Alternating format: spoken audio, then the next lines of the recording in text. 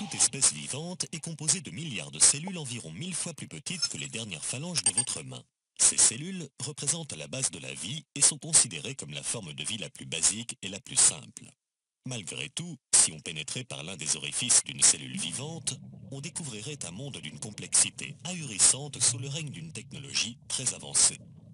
Toutes sortes de machines semblables à des robots se présenteraient à nos regards dans toutes les directions. Par exemple, les molécules appelées kinésines ressemblent à des robots avec des jambes et des bras.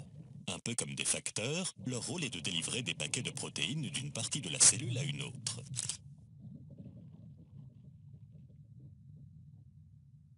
Selon une récente étude, ces molécules seraient plus complexes que n'importe quelle nanotechnologie créée jusqu'à aujourd'hui par l'être humain et se déplaceraient à une vitesse de 8 nanomètres par seconde.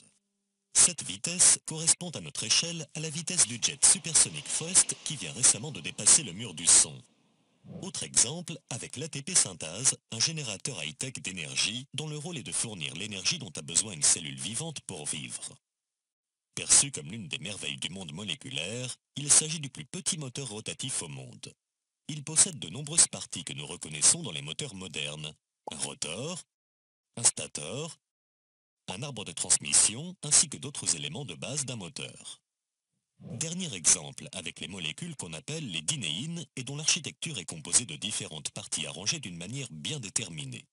Leur design est si exceptionnel qu'une représentation imagée de leur structure a été publiée dans un magazine scientifique dédié aux nanotechnologies. Il s'agit là de quelques exemples parmi des milliers de machines moléculaires ultra sophistiquées présentes dans les cellules de notre corps.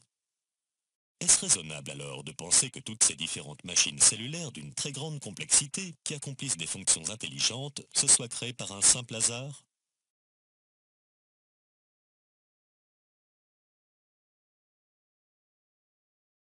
Avec ce qui a été découvert par la biologie moléculaire et ce qui a été découvert par la génétique, je connais plusieurs scientifiques célèbres en France qui sont tellement impressionnés par ces données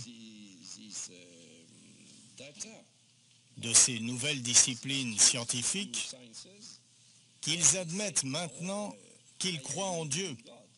Je connais plusieurs personnes qui étaient matérialistes auparavant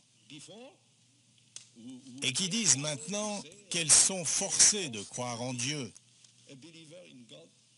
du fait de ce que nous connaissons aujourd'hui